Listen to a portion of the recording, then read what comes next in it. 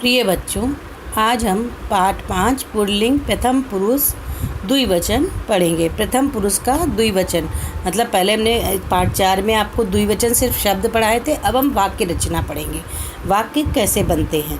तो द्विवचन, प्रथम पुरुष द्विवचन पुल्लिंग शब्दों की वाक्य रचना से परिचित होंगे। देखिए, छात्रवाच्यता। छात्रवाच्यता मतलब दो छात्र, दो विद्यार्थी कह लीजिए, या दो विद्यार्थी वाचन करते हैं। छात्र रटता, दो विद्यार्थी रटते हैं, है ना। बालको स्मरता, बालको मतलब दो बालक, स्मरण मतलब याद करते हैं। समझ में आया सबको? फिर से एक बार देखिए, छात्रोवाच्यता, दो विद्यार्थी वाचन करते हैं। वाचन करना मतलब पढ़ना, वाचन करते हैं।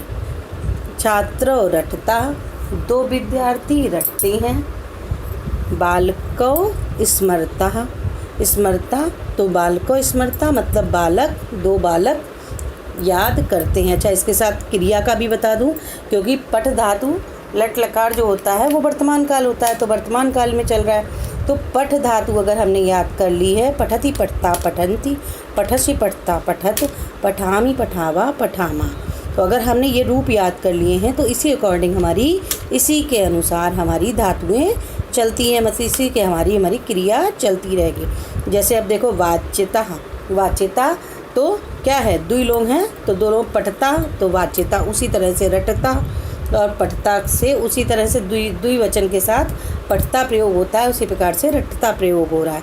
तो समझ में आ गया कि दो वचन, तो इसलिए पठ धातु के रूप आप लोगों को याद होना बहुत अनिवार्य है। तो मैंने सबसे पहले यही याद कराया था, पठ धातु के रूप और शब्द रूप याद कराए थे, एक एक स्त्रीलिंग, पुल्लिंग और नपुंसकलिंग के।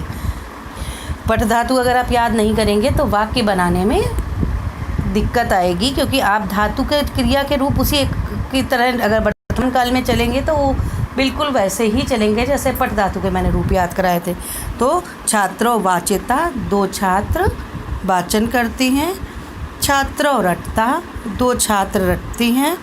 बालको स्मरता, दो बालक याद करते हैं।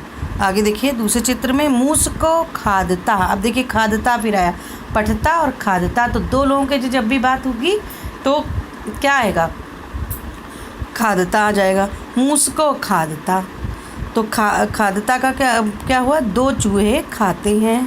मृगो भ्रमता, मृगो माने, मृगो का अर्थ अभी हमने पाठ 4 में बताया था इससे पहले आपको। तो मृगो माने हिरण, दो हिरण। भ्रमता मतलब भ्रमण, भ्रमण करना, भ्रम धातु, तो भ्रमण करना इसका अर्थ होता है घूमना। दो हिरण घूमते हैं। वानर कुर्दता, कुर्दता तो दो बानर कूदते हैं, कुर्दता। फिर से एक बार देखिए, मूस को खादता, दो चूहे खाते हैं।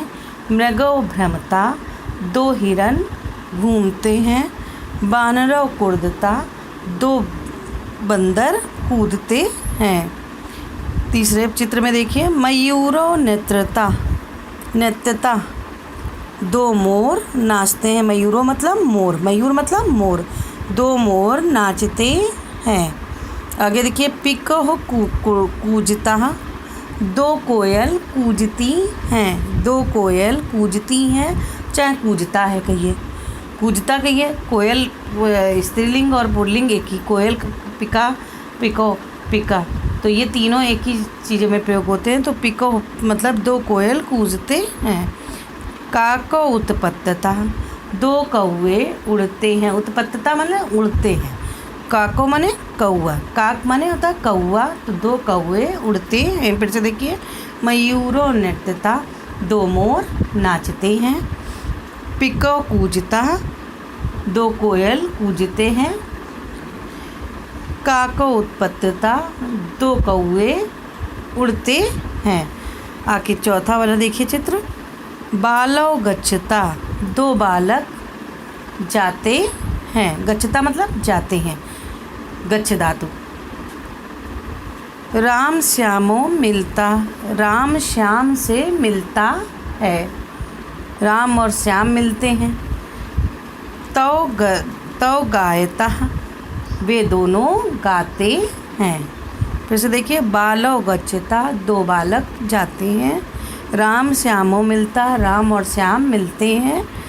तौ गायता, वे दोनों गाते हैं।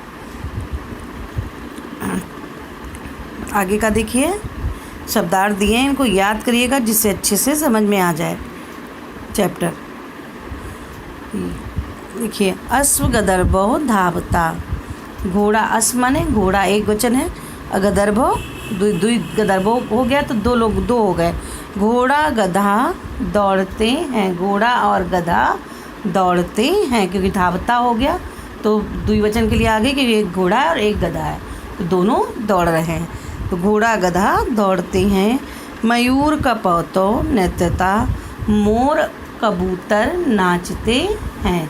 मोर और नृत्यता मतलब मोर और कबूतर दोनों के लिए प्रयोग कर दिया गया कि दोनों नाच रहे हैं। तो मयूर कपोतो, मोर और कबूतर नाचते हैं, कह सकते हैं आप। मतेश रमेशो क्रंदता, मतेश रमेश क्या करते हैं? क्रंदता मतलब क्या होता है? चिल्लाते हैं या रोते हैं, क्रंदता मतलब होता है ना। तो मतेश रमेश रोते हैं। फिर से देखिए, अश्व गदर्भो धावता, अश्व और गदर्भ जो हैं गधा वो दौड़ते हैं। मयूर कपोतो नृत्यता, मोर और कबूतर नाचते हैं। मतेश रमेशो क्रंदता, मतेश और रमेश क्या है? चिल्लाते हैं। अब आगे आपसे प्रश्नवाचक शब्द है, प्रश्न पूछा गया है, फिर उसका उत्तर दिया गया है। प्रश्न उत्तर के रूप में आपसे पूछा गया, तौ कौ इस्ताह, पूछा गया तौ कौ इस्ताह, तौ कर्णो इस्ता। तो क्या कह रहे हैं? तौ कौ इस्ता, ये दोनों क्या हैं? क्वेश्चन क्या है? ये दोनों क्या हैं? तौ कौ इस्ता, तो उत्तर क्या है? तौ कर्णो इस्ता, ये दोनों कान हैं। कर्णो मतलब कान, दो कान, ये दोनों कान हैं। आगे देखिए, तौ कौ इस्ता, ये दोनों क्या हैं? तौ कौ इस्ता, ये दोनों क्या हैं?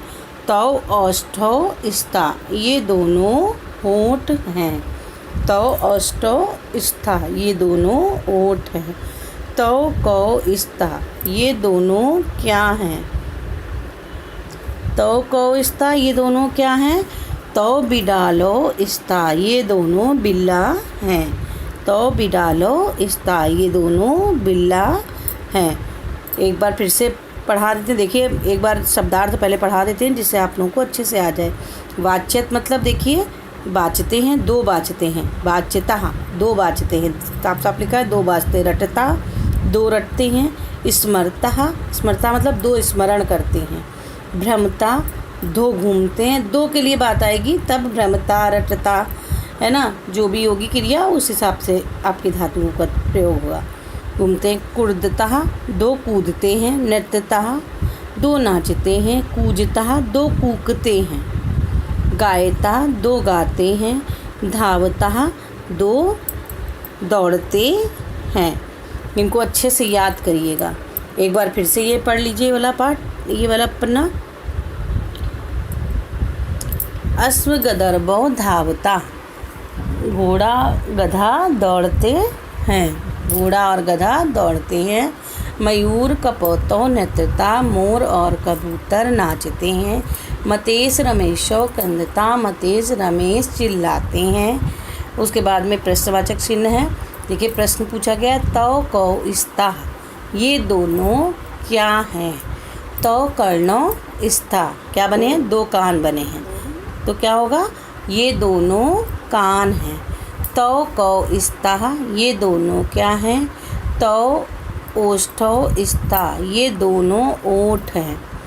तौ कौ इस्ता, ये दोनों क्या हैं? तौ बिडालो इस्ता, ये दोनों बिल्ला हैं।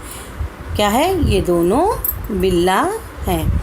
अच्छे से चैप्टर पढ़िएगा आप लोग, और अच्छे से शब्दार्थ याद करके और इसको अर्थ फिर से पढ़िएगा, जिससे अच्छे से समझ में आ जाए आपको पुल्लिंग शब्द द्विवचन वाक्य बनाना। धन्यवाद।